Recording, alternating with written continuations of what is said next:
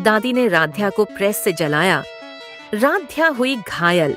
जी हाँ, जब राध्या दादी के कमरे में चारों तरफ अपनी और प्रथम की शादी का फोटो लगाती है, जिससे दादी को कुछ याद आ जाए और उनको पता चल जाए कि प्रथम की पत्नी निहारिका नहीं बल्कि राध्या है। राध्या फोटो लगाकर कमरे के बाहर वाली खिड़की से दादी का रिएक्शन देख रही होती है। तभी दादी की नजर राध्या पर पड़ जाती है और दादी राध्या को ही फंसाने के चक्कर में पड़ जाती है और खुद से अपने आप को चोट लगा लेती है, जिससे सारे परिवार वाले राध्या पर गुस्सा करने लगते हैं। अगर आप राध्या के सपोर्ट में हैं, तो इस वीडियो को लाइक और चैनल को सब्सक्राइब करके कमेंट में आई सपोर्ट राध्या जरूर लिखें। मन अति सुंदर की कहानी उस मोड़ पर आ चुकी थी जहां हर रिश्ता शक, दर्द और साजिश के धागों से उलझ चुका था। राध्या के दिल में बस एक ही उम्मीद थी कि अगर दादी को सच्चाई याद आ जाए तो उसका टूटा हुआ संसार फिर से जुड़ सकता है।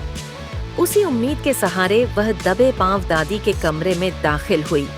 कमरे की दीवारें कभी खाली और ठंडी हुआ करती थीं, आज वहां राध्या और प्रथम की शादी की तस्वीरें सजी थीं। मंगलसूत्र पहनती राध्या, 7 फेरे लेते हुए दोनों और दादी के आशीर्वाद के साथ खींची गई वह पुरानी तस्वीर जिसे दादी ने हमेशा अपने दिल से लगाया था। राध्या हर फ्रेम लगाते हुए कांप रही थी, जैसे हर कील उसके दिल में धंस रही हो, लेकिन उसकी आंखों में विश्वास था कि यादों का यह जाल दादी को सच तक जरूर ले आएगा। तस्वीरें लगाकर राध्या कमरे से बाहर आ गई और खिड़की के पास खड़ी होकर दादी की प्रतिक्रिया देखने लगी।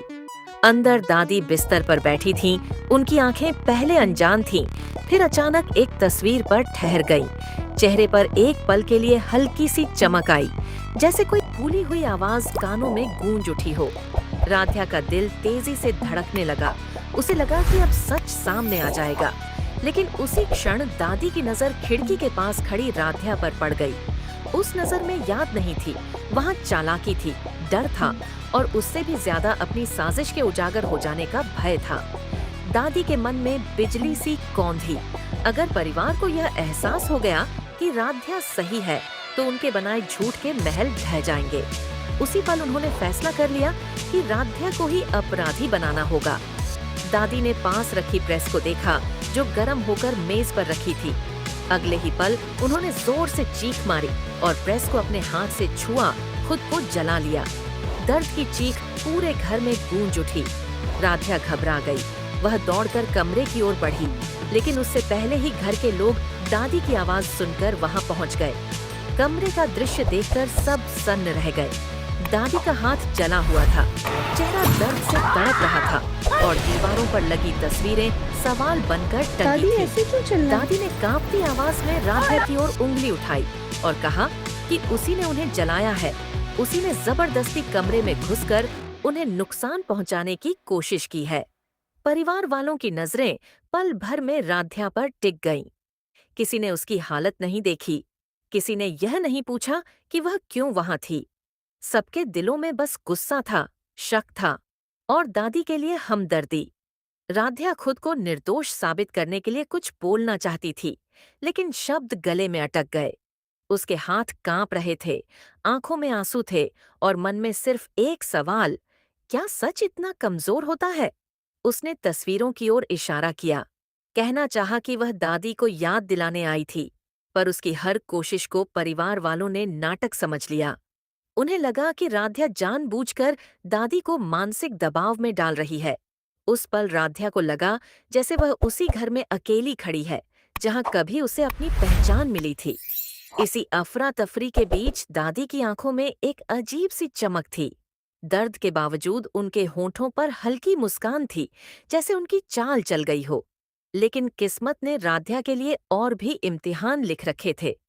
दादी ने मौका देखकर प्रेस को उठाया और अचानक राध्या की ओर बढ़ी। किसी को संभलने का वक्त नहीं मिला और गरम प्रेस राध्या के हाथ से टकरा गई। जलन की तीखी लहर राध्या के शरीर में दौड़ गई। वह दर्द से चीख पड़ी और जमीन पर गिर पड़ी। कमरे में सन्नाटा छा गया।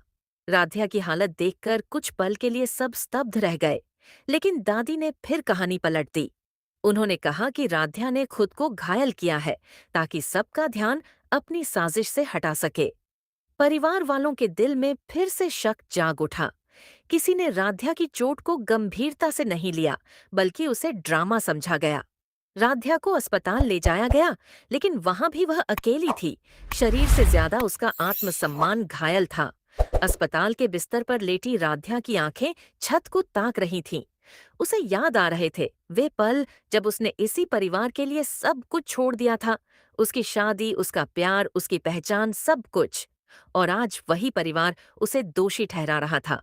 उसके हाथों की जलन उसे बार बार उस सच्चाई की याद दिला रही थी कि सच का रास्ता हमेशा दर्द से होकर गुजरता है। फिर भी उसके दिल में हार नहीं थी, बस एक शांत संकल्प था कि वह टूटेगी नहीं। दादी चैन की सांस ले रही थीं, लेकिन उनके मन के किसी कोने में डर भी था। तस्वीरें अभी भी दीवारों पर थीं और हर तस्वीर उन्हें घूर रही थी। कहीं न कहीं उनकी यादों की दीवार में दरार पड़ चुकी थी। कभी कभी उन्हें किसी नाम की गूंज सुनाई देती, राध्या। वे झटक कर खुद को संभाल लेती, लेकिन सच अब बहुत दूर नहीं था। कहानी यहीं खत्म नहीं होती, क्योंकि राध्या की चुप्पी उसकी हार नहीं थी, बल्कि आने वाले तूफान से पहले की खामोशी थी। जिस तरह आग में तपकर सोना और भी शुद्ध हो जाता है, उसी तरह यह जलन राध्या को और मजबूत बना रही थी। बहुत जल्द वह वक्त आने वाला था जब वही तस्वीरें, वही जख्म और वही सच दादी की सबसे बड़ी हार बनेंगे।